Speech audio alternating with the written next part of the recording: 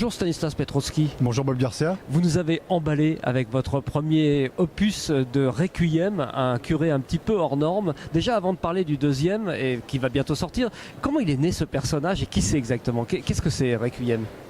Un fantasme. Un fantasme d'un gosse de plus de 40 piges. C'est-à-dire, c'est San Antonio, bien sûr, je ne vais pas le cacher, je suis un grand fan. San Antonio, Don Camillo de ma jeunesse quand j'étais tout gosse. Et puis le bébel des années 80, le tout passé au shaker. Et puis voilà, c'est Esteban le Hideux qui est sorti, le cocktail qui est sorti très détonnant dans ce verre.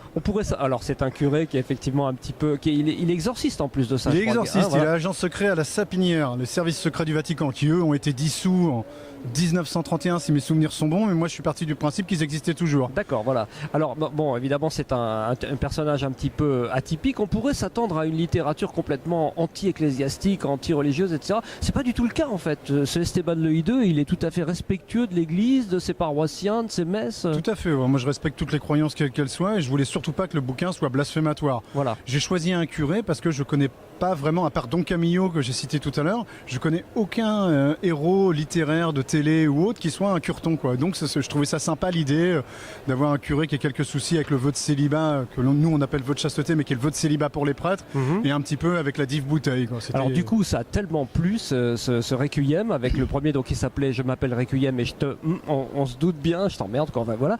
Et le deuxième va sortir très très bientôt. Comment il va s'appeler et de quoi il retourne cette fois? Qu'est-ce qui va lui arriver? Alors il sort le 14 avril, c'est Dieu pardonne, lui pas. Et donc Requiem va se retrouver non loin d'où j'habite, Le Havre. Il va se retrouver là-bas en lisant une manchette de journal. Il y a un type qui est accusé d'un meurtre dans un syndicat de dockers et le type s'appelle Jules Durand. Et ça va faire appel à sa mémoire et à l'affaire Jules Durand, qui est une affaire très très connue dans le milieu syndicaliste lors des grandes grèves sur le port du Havre. Et il va arriver dans une boîte d'import-export, la Audiard, qui elle, le patron, si on est sur toujours les hommages, le patron qui s'appelle Jean-Christophe Roy, voilà. Et qui est donc un personnage, lui Jean-Christophe Roy, d'une gueule comme la mienne de Frédéric Dard, qui va être aussi un fil conducteur de ce bouquin.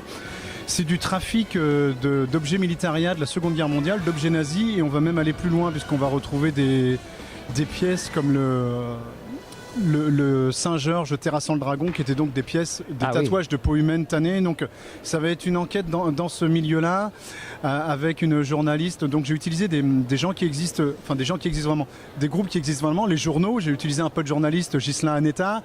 J'ai utilisé deux journaux de la région, et j'ai pris aussi le libertaire.net, qui est un site où ils ont quelques journalistes et qui traite justement de l'affaire Jules Durand.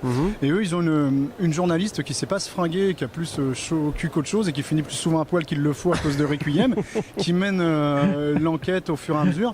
Et on retrouve des personnages comme une Corse très célèbre, Elena P. J'ai utilisé des potes auteurs, je me suis vraiment amusé. On voit très bien qui c'est. Et à faire cette enquête sur le port du Havre, utiliser ma région, l'architecture havraise. Voilà. Et toujours avec cet humour et puis cette connivence avec le lecteur où vous parlez, il y a des échanges sans arrêt. Il y a toujours l'interaction avec l'auteur,